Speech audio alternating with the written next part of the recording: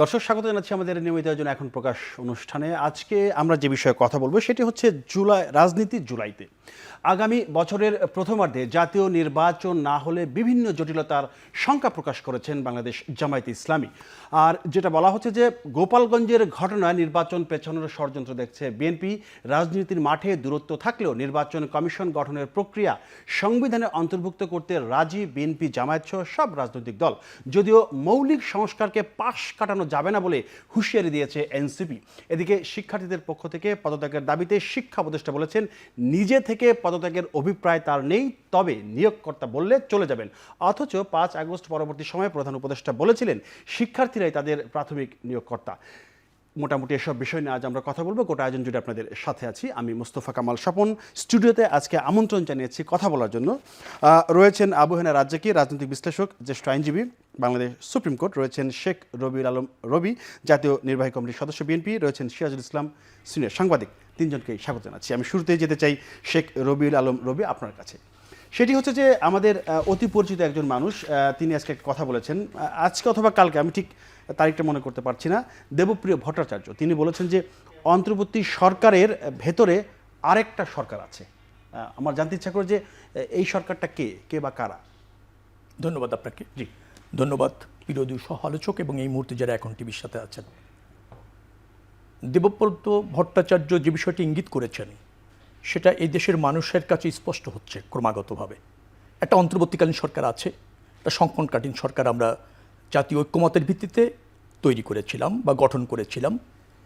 কিন্তু সেই অন্তর্বর্তীকালীন সরকারের যে দায়িত্ব ছিল রাষ্ট্র ব্যবস্থাপনায় বা ধরেন একটা প্রয়োজনীয় সংস্কার, বিচার এবং গ্রহণযোগ্য নির্বাচন আয়োজন করা, এটাই ছিল তাদের অগ্রাধিকার। সেই অগ্রাধিকার এর দায়িত্ব পালন করতে গিয়ে ইতিমধ্যে তারা যেভাবে অগ্রসর হচ্ছে এবং রাষ্ট্র ব্যবস্থাপনায় যে ব্যর্থতা, যে স্বজনপ্রীতি, যে অযোগ্যতার পরিচয় দিচ্ছে, অগ্রহণযোগ্যতার পরিচয় দিচ্ছে, যার ফলে দেবব্রত ভট্টাচার্য যে বিষয়টি উল্লেখ করেছে সেটা জনমনে কিন্তু এখন প্রতিষ্ঠিত। প্রথমত হচ্ছে যে অন্তর্বর্তীকালীন সরকারের দায়িত্ব, কর্তব্য এবং অগ্রাধিকার নিশ্চয়ই তারা জানেন।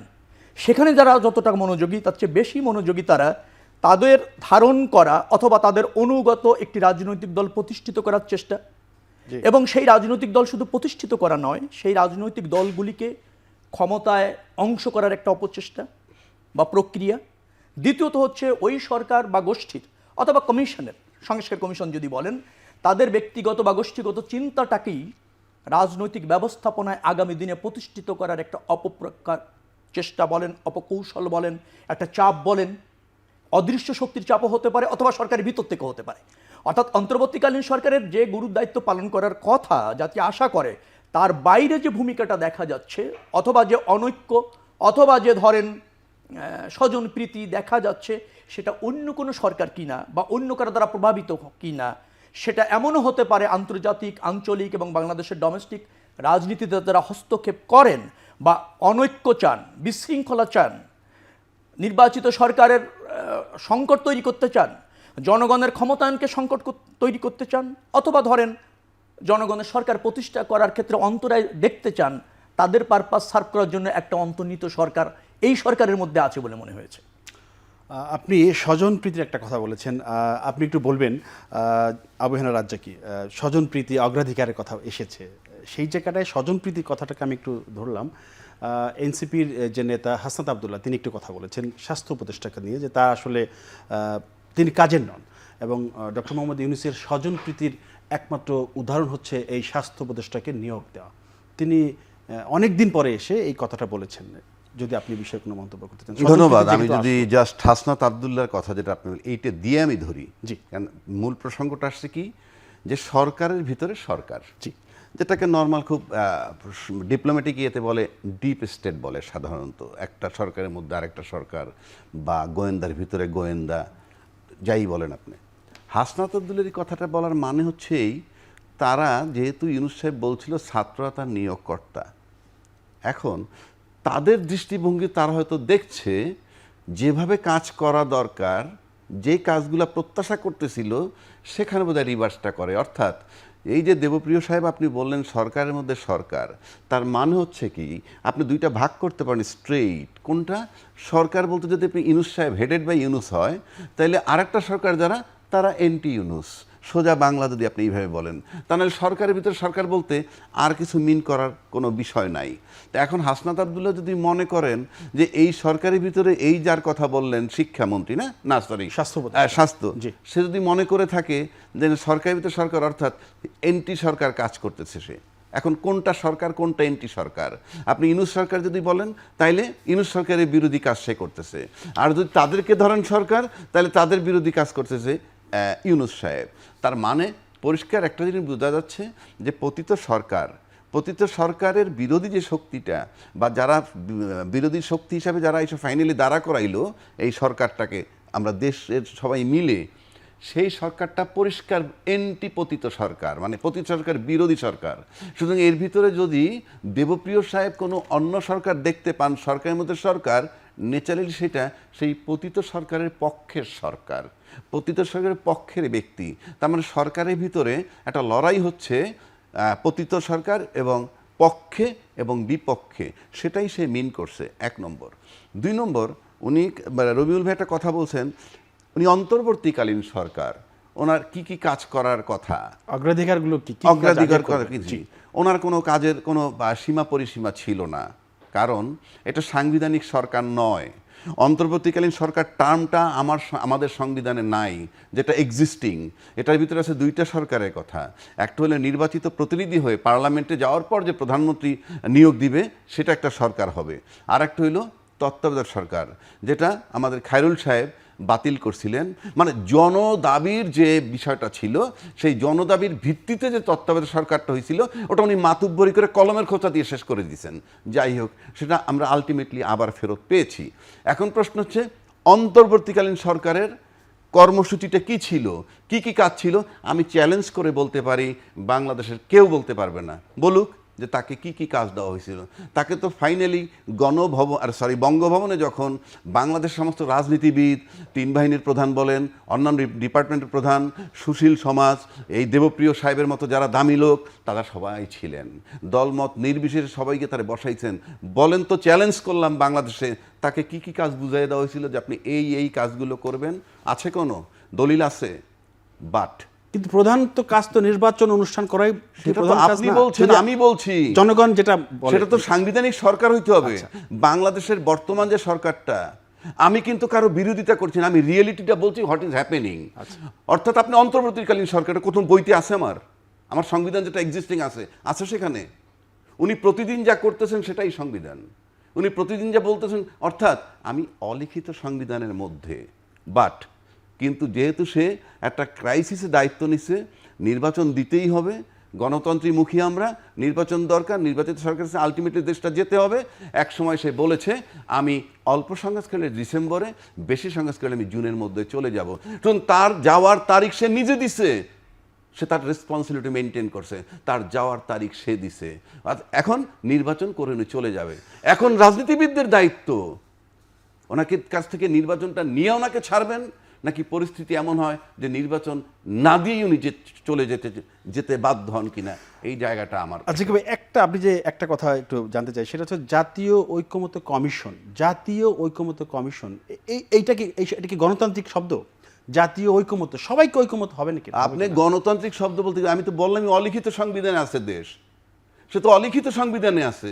আপনি জাতীয় ঐকমত্য আমার সংবিধানে আছে? কিছুই তো নাই। তেমন উনি যেটা করতেছেন, আপনি যখন মানতেছেন, আপনি যখন আলোচনায় যাচ্ছেন, তেমন উনি যে অলিখিত সংবিধানে আছে, it is approved by the state, দেশ অ্যাপ্রুভ করছে তাকে। আপনি কেন যাচ্ছেন?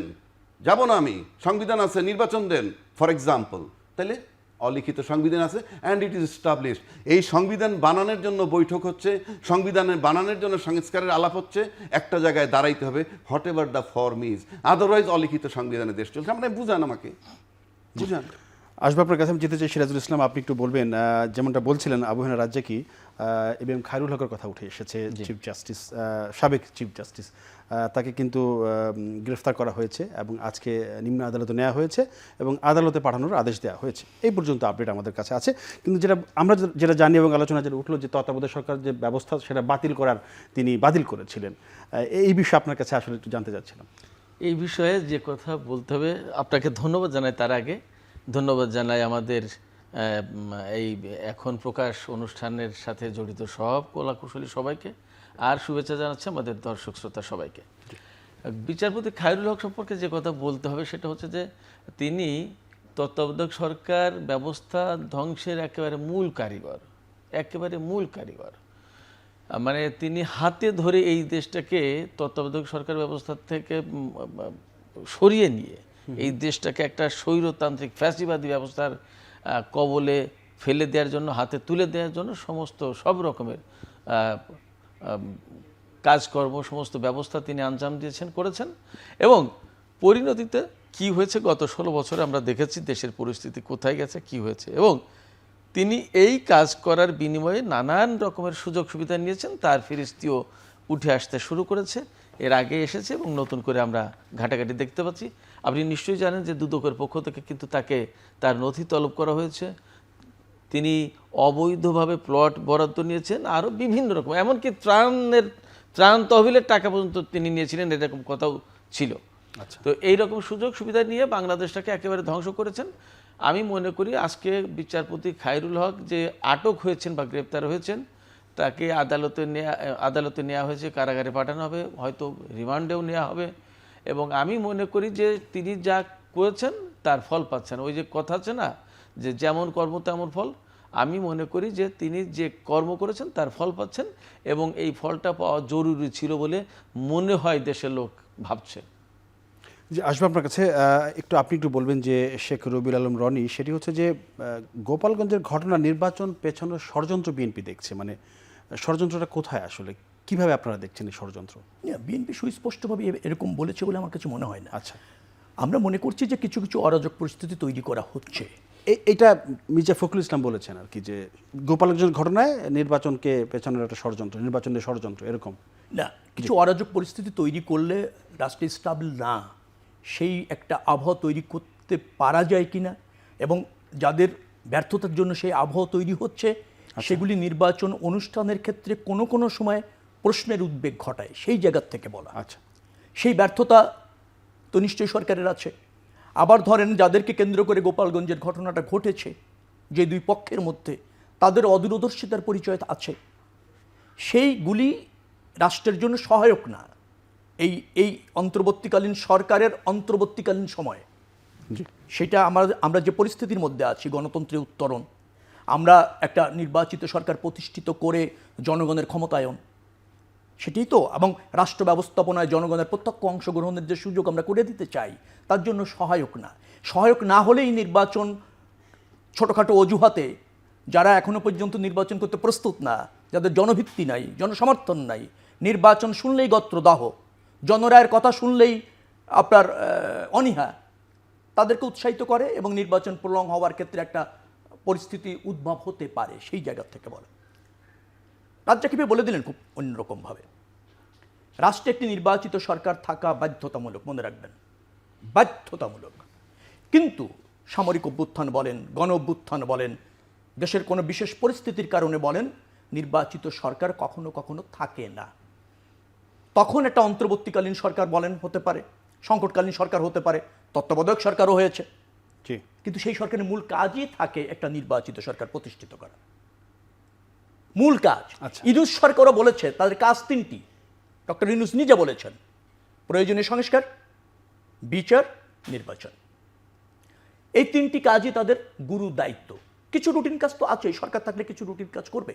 রাজ্জাকি ভাই ওই জায়গাটা ভালো বলেছেন, সরকারের মধ্যে সরকারের একটা অংশ তিনি তুলে ধরেছেন, আমার ওখানে যুক্ত করার বিষয় আছে।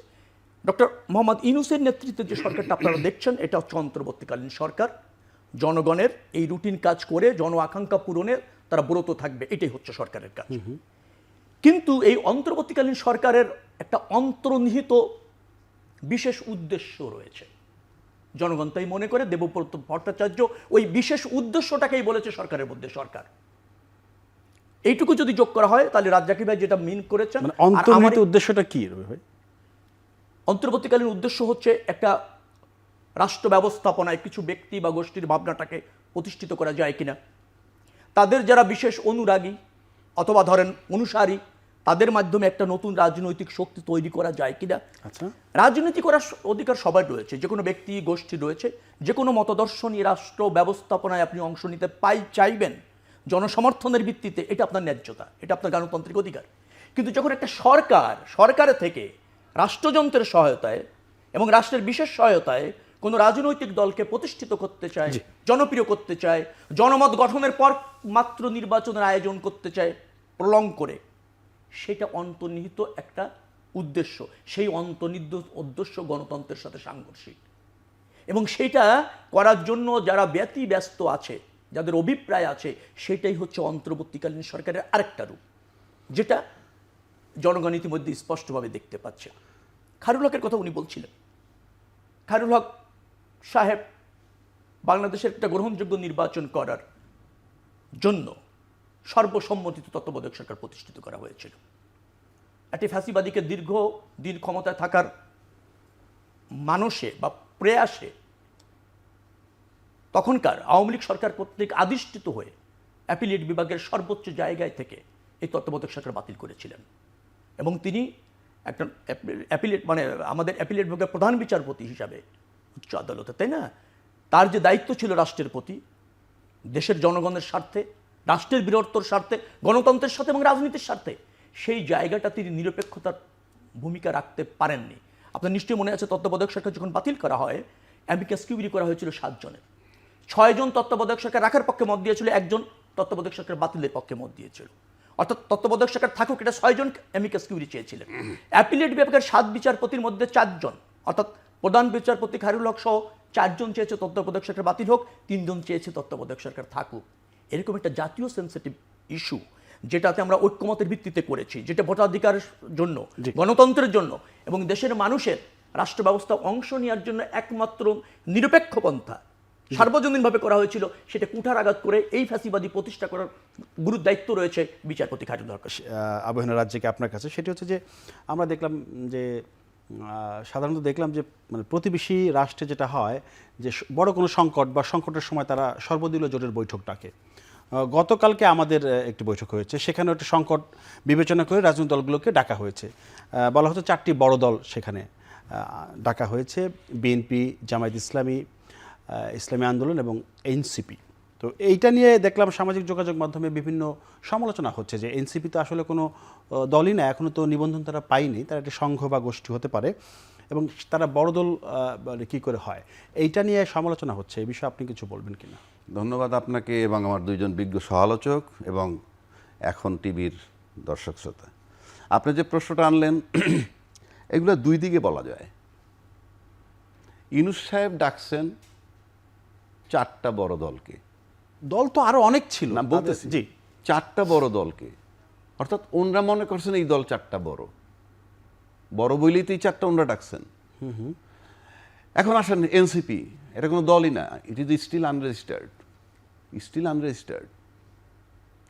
তার সাথে বড় দল যারা গেছে, স্বীকৃত বড় দল, সেগুলোতে আমার নাম বলার দরকার নাই। তারাই বা গেলেন কেন? তারা বলছেন যে সব দলরে ডাকেন, শুধু আমি কিন্তু 2 দিক বলছি। তার ওটা ডাকা জাস্টিফাইড না। উনি যদি ডাকেন তাহলে সবাইকে ডাকতে হয়, বাট উনি বড় দল ডাকছেন, উনি বড় দল মনে করছেন 4টা। এখন যারা ওখানে গেছেন তাদের বলা উচিত ছিল আরও বড় বড় দল কোনগুলা, সেগুলা ডাকেননি কেন, আমরা আসবো না। 1, 2, এই আনরেজিস্টার্ড দল, সে এখন পর্যন্ত রাজনৈতিক দল হিসেবে নিবন্ধনই পায় নাই, তাকে কেন আলোচনায় ডাকছেন? আমরা আসবো না, কথার কথা বলছি। আমি গেলাম কেন? আমি তো গিয়ে বৈধতা দিলাম। ইট ইজ অলরেডি, আপনি তো এটা ফেরত নিতে পারবেন না। আপনাকে রেজিস্টার প্রশ্নটা তখন করা উচিত ছিল। আবার উল্টা দিক, ইউনূস সাহেব তাকে বড় দল মনে করবে না কেন? ইউনূস সাহেব তো নিয়োগই দিছে, তারা নিয়োগকর্তা। আবার রাজনৈতিক দলরা বলতেছে, বড় বড় দলরা, যে ইউনূস সাহেব ওইদিকে ঝুঁকে আছেন, উনি ছল চাতুরি করতেছেন নির্বাচন পিছানোর জন্য, এদেরকে এস্টাবলিশ করার জন্য। তো ঠিকই আছে উনি যেটা করছেন, কিন্তু রাজনৈতিক দলের রোলটা কি? আপনি গেলেন কেন? আমি তো যেতাম না। আমি যদি একটা বড় দলের নেতৃত্ব দিতাম, আমি তো বলতাম যে আইদার সব দলকে ডাকো, আর নয় আমরা সিলেক্ট করব। আমি ড্রাইভিং সিটে এখন রাজনীতিতে। আমি যে বড় দলটার কথা বলছি, আমার দল ভাইঙা বলার দরকার নাই, আমি যে বড় দলটার কথা বলছি আমি ড্রাইভিং সিটে। আপনি হয় সব দলকে ডাকবেন, নয় আমরা বসবো না। কই, আমরা তো সেটা বলেন নাই, আমি তো সেটা বলি নাই। সুতরাং আমি যাচ্ছি, আমি স্বীকৃতি দিচ্ছি। ওই যে অলিখিত সংবিধান, আমি ডাকছি, আসবা, না আসলে না আসবা, আমি যা বলতেছি তাই সংবিধান। সুতরাং ডাকছে গেছে, সামনে আবার ডাকলে আবার যাবে। আবার কেউ কেউ বলেন উনি ক্রাইসিসেরই লোক ডাকেন, তো ক্রাইসিসেরই তো আমি ডাকবো। আমি বাটে পড়লেই তো ডাকবো, আমি বিপদে পড়লেই তো ডাকবো। আমার যদি সুসময় যায় তোমার ডাকবো কেন? ওইখানে একটা ঘটনা ঘটছে, প্লেন ক্রাশ হয়েছে, ওইটা নিয়ে একটা টাচি ইস্যু, ওইটা নিয়ে আলোচনা করছি না। কিন্তু ওইটার পর যখন আন্দোলন শুরু হলো, সেক্রেটারি টপকে যায়, উনি 4টে দলের ডাকছেন, বাটে পড়ছে ডাকছে। তো বাটে পড়লেই তো ডাকবে, আমি যদি বেকায়দায় না পড়ি আপনারা ডাকবো কেন? সুতরাং তার দৃষ্টিকোণে কারেক্ট। আর পলিটিক্যাল লিডাররা বলে নাই কেন সবাইকে ডাকেন, এটা তো তাদেরও ফল্ট আছে। এখন আসেন, একটা কথা আমি না বললেই নয়, আমি একজন আইনজীবী হিসেবে বলতেছি, এটা যে ওনাদের জন্য বা আমাদের জন্য তা না, জাতির জন্য কথাটা আমি বলছি। বাংলাদেশে একটা কথা আছে যে জাজমেন্ট পাস হয়েছে, স্বাক্ষর হয় নাই, যেটা খায়রুল সাহেব করছেন। উনি কিন্তু 2টা ফর্মে জাজমেন্ট দিছেন। প্রথম হলো সংক্ষিপ্ত ফর্ম। সংক্ষিপ্ত ফর্মে বলা ছিল যে পরবর্তী 2টা নির্বাচন, অর্থাৎ দশম এবং একাদশ, এই 2টা নির্বাচন এই তত্ত্বাবধায়ক সরকারের অধীনে হতে পারে। এটা কিন্তু সংক্ষিপ্ত জাজমেন্টে ছিল।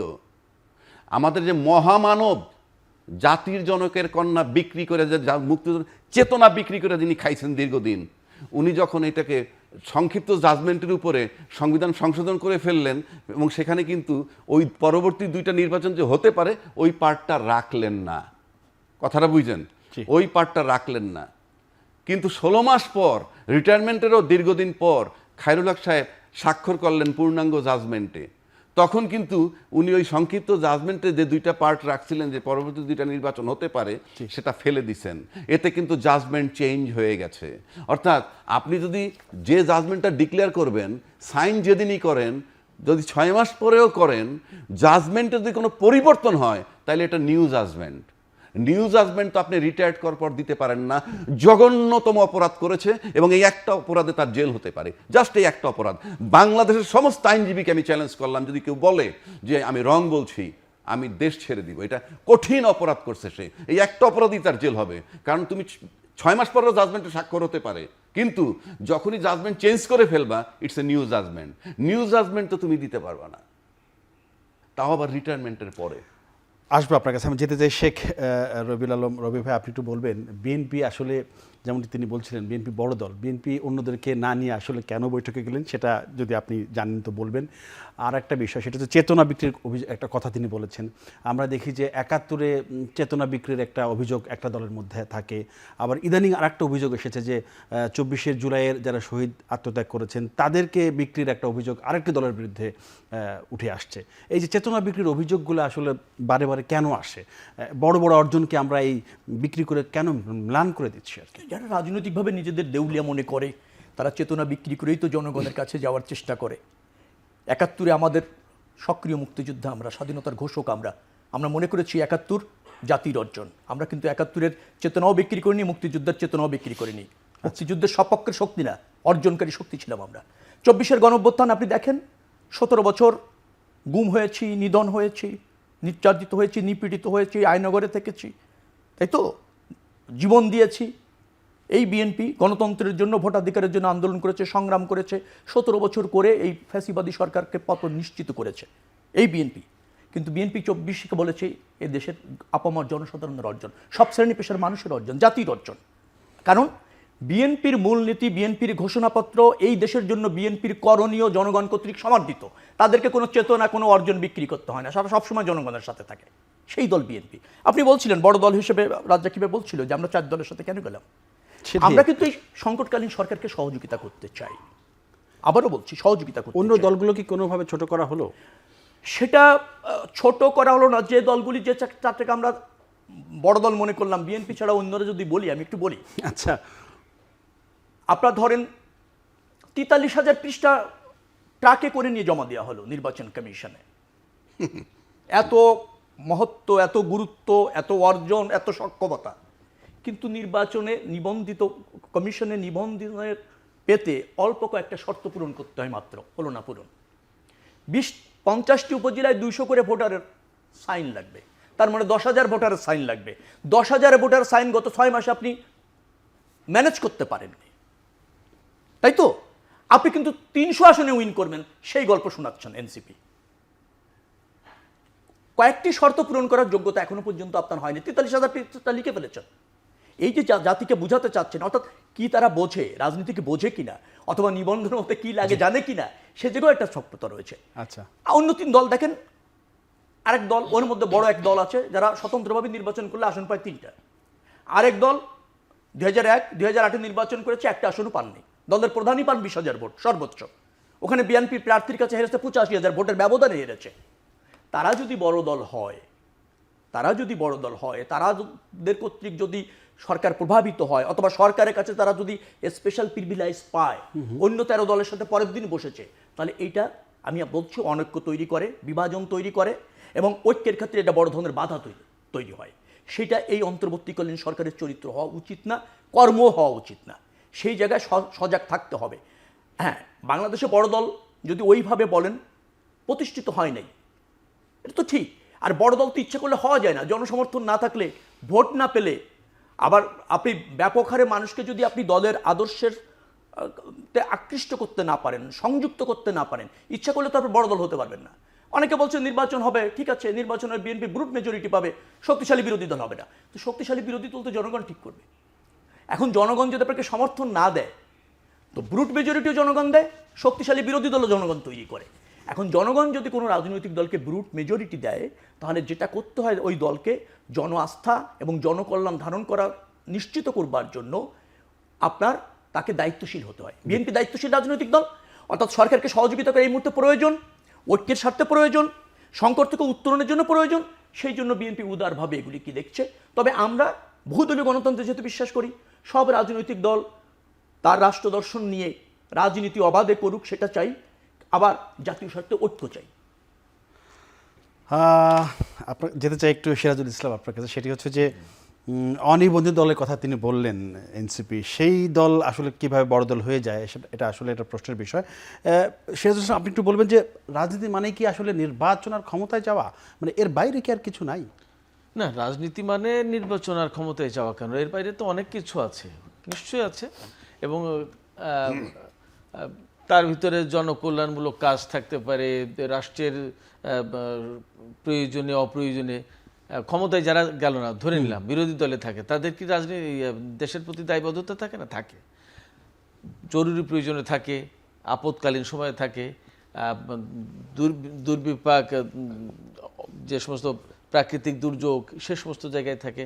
মানুষের পাশে দাঁড়ানোর প্রশ্ন আছে। এছাড়া রাজনীতি যেহেতু ডেফিনেটলি ক্ষমতা কেন্দ্রিক একটা ব্যাপার তো আছেই, নির্বাচনে জেতা, সরকার গঠন, ক্ষমতা বা রাষ্ট্র পরিচালনা। আমরা ধরে নিলাম যে রাজনীতি মানে ধর নির্বাচন, ধরে নিলাম নির্বাচন, সেই নির্বাচন নিয়ে এখন এত শঙ্কা কেন সবার মধ্যে? এখন এই শঙ্কা কেন, সে তো অনেকগুলো কারণ আছে। শঙ্কা তো কেন, তার অনেকগুলো কারণ। তার ভিতরে একটা কারণ যদি আমরা বলি যে নির্বাচন হতে হবে, যখন শেখ হাসিনার বিদায় হয়েছে, তিনি পালিয়ে গেছেন, আওয়ামী লীগের পতন হয়েছে, তখন দেশ সরকার শূন্য। এরপরে প্রথম প্রশ্ন আসে দেশের সরকার নির্বাচনের প্রশ্ন। এবং রাজাকি ভাই বলছিলেন, এবং আমরা সবাই জানি যে আমাদের বাংলাদেশে মোটামুটি সব দেশেই সরকারের পতন হলে নতুন সরকার কবে গঠন হবে তার একটা সুনির্দিষ্ট টাইম ফ্রেম থাকে, একটা রূপরেখা আমরা দেখতে পাই। রূপরেখা থাকে। আমাদের বাংলাদেশে সম্ভবত 90 দিনের ভেতরেই নির্বাচন করার একটা শর্ত ছিল, নিয়ম আছে। সেই নিয়ম না মেনে এটা তো দীর্ঘ 1 বছর প্রায় পার হতে চলেছে। আচ্ছা, তো এই যে অবস্থা, এর ভিতরে 3 মাসের টাইম ফ্রেম থাকলো না। তারপরে আপনার বিএনপির পক্ষ থেকে যখন নির্বাচনের দাবি জানানো হলো, তখন নির্বাচন দাবি করার পরে বিএনপির ব্যাপারে বেশ কিছু রাজনৈতিক দল এবং রাষ্ট্রের যারা এই মুহূর্তে পরিচালনা আছে তাদের সব জায়গা থেকে এমন ভাব দেখানো হলো যে নির্বাচন দাবি করাটাই যেন অপরাধ, এইরকম একটা পরিস্থিতি তৈরি হয়েছিল। এরপরে নির্বাচনের একটা টাইম ঘোষণা করা হয়েছে যে একবার বলেছে আগস্টের দিকে আমরা জুন, জুলাই, এপ্রিল, ডিসেম্বর, এখন ফেব্রুয়ারি। এখন বিএনপির পক্ষ থেকে ডিসেম্বরের ভেতরে নির্বাচন করার প্রশ্ন, সরকারের পক্ষ থেকে বলা হয়েছে ফেব্রুয়ারির ভেতরে নির্বাচন করা হবে, ইত্যাদি ইত্যাদি। তো এই যে অবস্থা, এখনো কিন্তু পরিষ্কার না, ডেট হয়নি বা কবে নির্বাচনটা হবে এটা নিয়ে কিন্তু পরিষ্কার যদি হতে পারে, হবে, সম্ভাবনা এসবের মধ্যেই আছে, এইসবের মধ্যে আছে। পাশাপাশি আর একটা ব্যাপার আছে যে এই তো করে একদিক, আর একদিক হচ্ছে যে অনেকগুলো দল নির্বাচন পেছানো বা নির্বাচন যাতে না হয় এই রকম কর্মকাণ্ডও করছে বলে অভিযোগ আছে। যেমন এই যে পিআর পদ্ধতিতে নির্বাচন, যারা পিআর পদ্ধতির নির্বাচনের ব্যাপারে কথা বলছে, এই পদ্ধতিতেই নির্বাচন হবে, তারা বলছে কি এই পদ্ধতিতে না হলে নির্বাচন হতে পারবে না। বিএনপি ছাড়া সবাই তো পিআর পদ্ধতি চাচ্ছে। হ্যাঁ, সবাই চাচ্ছে। তো এখন সবাই চাওয়া আর বিএনপির চাওয়ার প্রশ্ন তো আলাদা। সব মিলে যা বিএনপি একা তাই কিনা সেটাও তো একটা প্রশ্ন। আমি এখানে একটু শেষ করতে চাই, খুবই গুরুত্বপূর্ণ কথা এটা। তো এই যে যারা চাচ্ছে পিআর পদ্ধতিতে নির্বাচন এবং তারা বলছে এই পদ্ধতিতে যদি নির্বাচন না হয় তাহলে নির্বাচন হতে পারবে না, তাহলে কি দাঁড়াচ্ছে? যদি এরা এই পদ্ধতির বাইরে নির্বাচন না মেনে নেয় তাহলে তো একটা কেওয়াস কন্দল হবে, একটা জটিলতা তৈরি হবে, একটা নির্বাচনী অনিশ্চয়তা তৈরি হবে। তাহলে নির্বাচন নিয়ে শঙ্কা আসলো। পাশাপাশি সরকারের পক্ষ থেকে এখনও যেহেতু পরিষ্কার পরিচ্ছন্ন করে টাইম ফ্রেম দেওয়া হয়নি, ডেট দেওয়া হয়নি, তাহলে সেটা নিয়েও একটা শঙ্কা আছে। আবার বিএনপি যখনই চাচ্ছে, আমরা আজকে যে যাদেরকে কথিত বড় দল বলে এনসিপিকে দেখানো হচ্ছে, রাজাকি ভাই বললেন যে তাদের তো নিবন্ধনই নেই, অথচ তাদেরকে বড় দল হিসেবে নেওয়া হলো। এখন রবিউল ভাই খুব চমৎকারভাবে বলেছেন যে 10,000 ভোট, 200টা উপজেলায় 250 উপজেলায় 200 করে ভোটারের সই লাগে নিবন্ধন পাওয়ার একটা শর্ত। তো সেইটা জোগাড় করতে পারেনি, তাদেরকে বড় দল হিসেবে নেওয়া হলো। তো সেই বড় দল এখন তো খুব প্রভাবশালী বাংলাদেশে দেখা যাচ্ছে, অন্তত কর্মকাণ্ডে তাদের বিরোধিতা রয়েছে নির্বাচনের ব্যাপারে। তারা কি বলছে? বিচার, সংস্কার এবং বিচার সংস্কার শেষেই তার নির্বাচন চাচ্ছে। এগুলো না হলে জুলাই সনদ, জুলাই ঘোষণাপত্র। এই যে সবকিছু মিলে তো একটা শঙ্কা, একটা দ্বিধাদ্বন্দ্ব, এগুলো সন্দেহ, এগুলো তো আছেই। ফলে আমি মনে করি যে নির্বাচন এখন, এবং বিএনপিও বারবার বলেছে যে নির্বাচন নিয়ে কিন্তু নানান রকমের ষড়যন্ত্র আছে, নানান রকমের চক্রান্ত আছে, এবং তারেক রহমান পরিষ্কার করে কয়েকবার বলেছেন, খুব সম্প্রতিও বলেছেন যে নির্বাচনটা খুব সহজ হবে না, এবং একেবারে যেভাবে ভাবছে তার দলের নেতাকর্মীদের উদ্দেশ্যে বলেছেন যে যেভাবে ভাবা হচ্ছে এইভাবে কিন্তু হবে না, অতএব আপনারা সবাই সতর্ক হন এবং নির্বাচনের প্রস্তুতি নিন সেইভাবে যেভাবে নির্বাচনটা হয়। ফলে দ্বিধাদ্বন্দ্ব যথেষ্ট আছে। যেতে চাই আবহিনা রাজ্যকে আপনার কাছে, সেটি হচ্ছে যে ধরেন মত ভিন্নতা হচ্ছে ডেমোক্রেসির সৌন্দর্য, বিউটি অফ ডেমোক্রেসি আমরা বলি। সেই জায়গাটায় যে সকল রাজনৈতিক দল আছে তারা সব বিষয়ে একমত হবে বা হতে হবে তাদেরকে, এটা তো আপনার গণতন্ত্রের যে মৌলিক ধারণা সেটার সাথে সাংঘর্ষিক। তাহলে সব বিষয়ে আমি একমত হতে হবে, এরকম কোনো বাধ্যবাধকতা তো নেই। তাহলে আমরা একমত হওয়ার জন্য কেন এরকম উঠে পড়ে লেগেছি? ধন্যবাদ আপনাকে এবং দুজন বিজ্ঞ আলোচক। এখানে আপনি যে কথাটা বারবার বলছে, ওনারাও আলোচনা করে, সেটা নির্বাচনে যে শঙ্কাটা দেখা যাচ্ছে সেটা কেন। আপনি যেটা বলছেন যে ইয়েস, দ্বিমত তো থাকবেই, সব একেবারে 100 ভাগ একমত হবে তা না। এখন প্রশ্ন হচ্ছে 100টা বিষয় নিয়ে আসছেন আপনি যে একমত হওয়ার জন্যে, তার ভিতরে 97টা একমত হয়েছেন, সবাই একমত হয়েছেন 97টায়। কি 97টা আমার জানার দরকার নাই, কিন্তু যে 3টে একমত হন নাই সেটা কি? স্থানীয় নির্বাচন আগে না সংসদ নির্বাচন আগে, এইটা একটা সংখ্যানুপাতে নাকি যেভাবে হয় সেভাবে, ওয়েস্টমিনিস্টার পদ্ধতি। জি। তারপরেরটা হইল যে সংসদে একই ব্যক্তি প্রধানমন্ত্রী, দলীয় নেতা এবং সংসদ নেতা থাকতে পারবেন কিনা, আবার দলীয় প্রধান হতে পারবেন কিনা। এই যে 3টা বেসিক জায়গায় আপনি যদি একমত না হন, ওই 97টা just zero. What is the use of? আপনি 97টা একমত হইলে কি হবে? যেমনিভাবে 3টা দল একত্র হওয়ার পর যদি বাকি 97টা দল না আসে, 97টা দলের লোক হইল 97 দোষের 970 জন। তা 18 কোটি লোকের মধ্যে 970 জন লোক না আসলে কি হয়? ওইটা যেমন একইভাবে এইখানে যদি আপনি 97টা একমত হয়েছেন, ওই 3টা একমত না হইলে আপনার সমস্ত আলোচনা, 6 মাসের আলোচনা ভেস্তে গেল। এইবার আসেন, আপনি দৃশ্যমান দেখতেছেন হইল এই আন্দোলন কি সংখ্যানুপাতে হবে কিনা, স্থানীয় আগে হবে কিনা, এটা কিন্তু বিরোধ, এটা কিন্তু একটা বিরোধ, যেই বিরোধ দিয়ে নির্বাচন কিন্তু না, ইন্টারনাল আর একটা আছে যেটা দেখা যায় না, বলে না, সেটা কি? সেটা বলছি, আমার ধারণা আচ্ছা, বলছি। তারপর আমরা জানি সেটা ডেফিনেটলি সেটা হইলো এই, আপনি সবচেয়ে বড় দল হিসেবে তারা আছে, সবচেয়ে বেশি নির্যাতিত দল কিন্তু তারা, আওয়ামী লীগের দীর্ঘ 15 বছরে বা 16 বছরে সবচেয়ে নির্যাতিত দল। আচ্ছা, আবার আন্দোলনের সময় এনসিপি বলতেছে, আজকের যারা এনসিপি তারা ছাত্র বলছে আমরা অভ্যুত্থান ঘটাইছি, তারাও কিন্তু আন্দোলন করছে, তারা তো ছিলই, ওরা অ্যাড হয়ে ছত্রিশ আন্দোলন করলো। তাহলে একইভাবে জামাতও কিন্তু আপনার আওয়ামী লীগ ফেসিবাদ বিরোধী শক্তি, তা ফেসিবাদ বিরোধী শক্তি হিসাবে ওনাদের তো সবচেয়ে বেশি সুসম্পর্ক হওয়ার কথা ছিল জামাত এবং এনসিপির সাথে, কারণ তারা তো বলেছিল যে এনসিপির জন্য দরজা খোলা আছে। আমি সেই বিতর্কে যাচ্ছি না। আচ্ছা, সবচেয়ে বেশি বন্ধুত্ব ঐক্যমত্য হওয়া উচিত ছিল এই তিনজনের মধ্যে, কারণ তিনজনই আওয়ামী বিরোধী। কিন্তু তিনজন যদি আওয়ামী বিরোধী হয় তাহলে তো এই তিনজনের ভিতরে যে ইউনিটিটা দরকার, এবং আমি আপনাকে বলছি এই তিনজন যদি ইউনাইটেড হয় এরা হবে সবচেয়ে বড় স্টেক হোল্ডার, নাম্বার 1। নাম্বার 2, সরকার একটা স্টেক হোল্ডার। নাম্বার 3, এইরকম ক্রাইসিসে আর্মি একটা স্টেক হোল্ডার। এই যে তিনটার সমন্বয়ে ঐক্যমত্য যদি না হয়, আপনি লিখে রাখেন 99.99% সম্ভাবনা নির্বাচন না হওয়ার।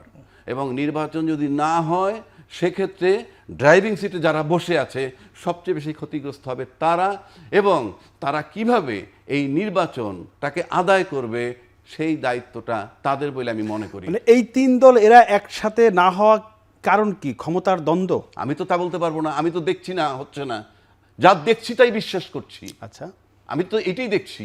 যেমন ধরেন গোপালগঞ্জে যখন তারা অ্যাটাক হইল, তাকে লোক নাই জন নাই, ভালো কথা, গোপালগঞ্জ কি বাংলাদেশের ম্যাপের বাইরে?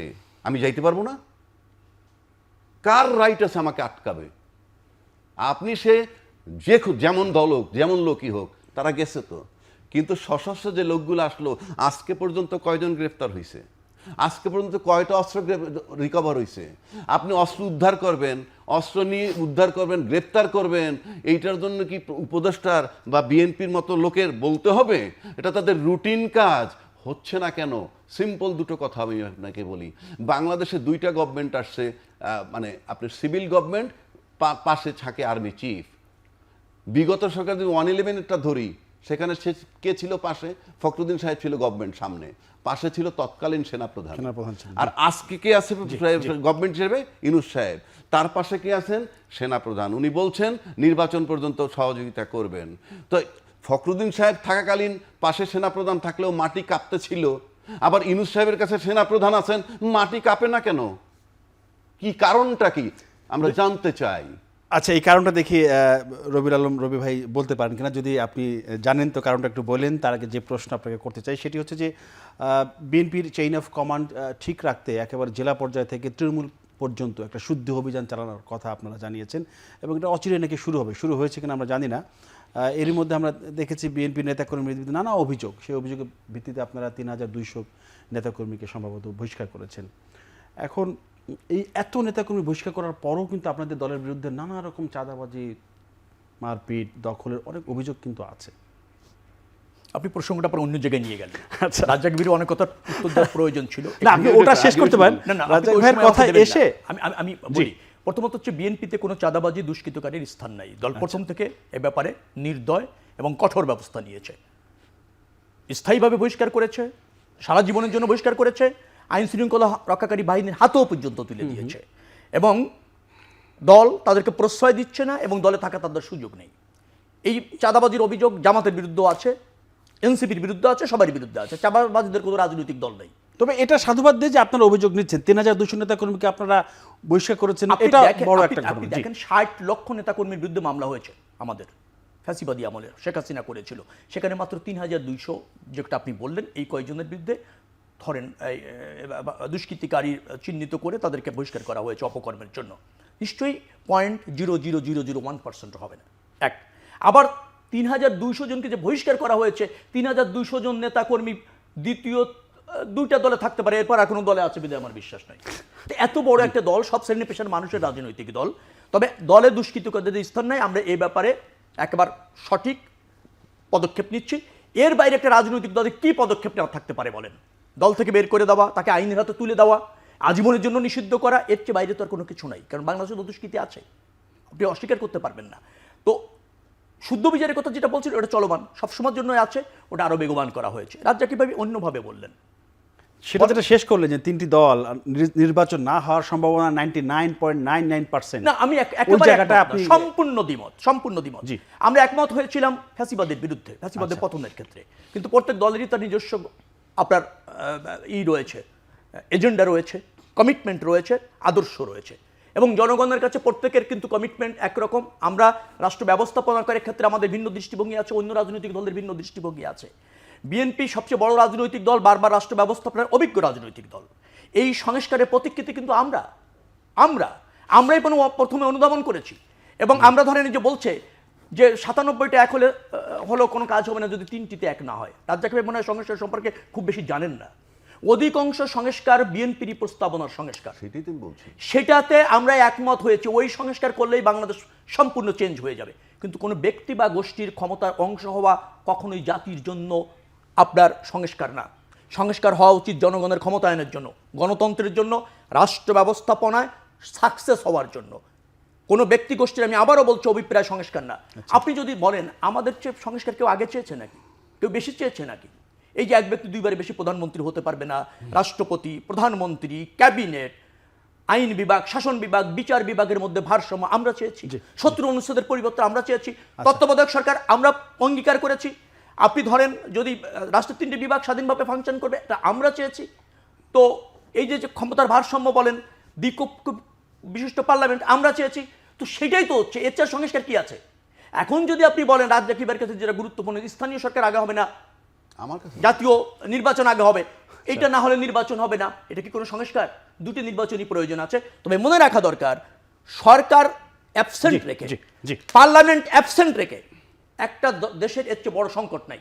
সেইটা পূরণ না করে স্থানীয় সরকার নির্বাচন নিয়ে যারা ভাবেন, তারা রাজনৈতিক ভাবছেন না, রাষ্ট্র ব্যবস্থাপনায় মনোযোগ নেই। যদি সময় থেকে আসবো, সিরাজুল ইসলাম আপনি একটু বলবেন যে এখানে স্থানীয় সরকার নির্বাচন, জাতীয় নির্বাচন কথা উঠেছে, তারপরে 3টি বিষয় বা 3টি দল যদি একমত না হয় নির্বাচন হওয়ার সম্ভাবনার সংখ্যাও উঠে এসেছে। এ ব্যাপারে আপনার একটু মন্তব্য জানতে চাইছি। ডেফিনেটলি তিনটি রাজনৈতিক দল, যদি 3টি মানে কি, আমরা ধরে নিলাম প্রধান উপদেষ্টার কার্যালয়ে যে প্রধান 4টি দল বা বড় 4টি দল যারা দাওয়াত পেয়েছে বলে ধরে নিচ্ছি, যদি সত্যি তারা একমত না হয় বা খুব ঐক্যে না আসতে পারে, তাহলে নির্বাচনী সংখ্যা আছে। এবং আমি মনে করি ওই সংখ্যাটা বাস্তবায়নের জন্য কিছু লোক চেষ্টা করছে এবং কিছু দল চেষ্টা করছে। এইটা তো আছে। এবং বিএনপির মহাসচিব অনেকবার বলেছেন, বিএনপি মহাসচিব মির্জা ফখরুল ইসলাম অনেকবার বলেছেন যে নির্বাচন যাতে না হয় বানচাল করার জন্য নানামুখী ষড়যন্ত্র চলছে। নানামুখী ষড়যন্ত্রের ভিতরে একটা ষড়যন্ত্র হচ্ছে এই যে যাতে জাতীয় ঐক্যমত্য বা রাজনৈতিক দলগুলোর ভেতর মতৈক্য তৈরি না হয় এবং নির্বাচনটা বানচাল করা যায়। ওই যে গোপালগঞ্জের যে ঘটনাটা, যদি পিছনে গিয়ে আমি একটু বলি, এ ঘটনা আমি মনে করি, আমি বলেছি, বেশ লিখেছি, ওই ঘটনাটাও দেশের জাতীয় নির্বাচন বা নির্বাচন যাতে না হয়, অনুষ্ঠান করা না হয়, সেই রকম একটা প্রেক্ষাপট পরিবেশ তৈরির একটা চেষ্টার একটা অংশ বলে আমি নিজেও মনে করি। এবং এরকম আরও অনেকগুলো ঘটনা আছে। অতএব যে 3টি, রাজাক ভাই আমি মনে করি ঠিকই বলেছেন। এটা আমি রবিল ভাইয়ের সাথে, বিনয়ের সাথেই আমি দ্বিমত পোষণ করছি, রাজাক ভাইয়ের সাথে সহমত পোষণ করছি। ওইখানে অনেক কিছু লুকিয়ে আছে। সিরাজুল ইসলাম, আপনাকে অসংখ্য ধন্যবাদ জানাচ্ছি। শেখ রবিউল আলম রবি এবং আবু হেনা রাজ্জাকি, 3জনকে অসংখ্য ধন্যবাদ আজকে আসার জন্য। দর্শক, আজ এ পর্যন্তই। আগামীতে নতুন কোনো বিষয় নিয়ে আমরা কথা বলবো। সে পর্যন্ত সবাই ভালো থাকবেন, নিরাপদে থাকবেন। সবাইকে ধন্যবাদ। শুভরাত্রি।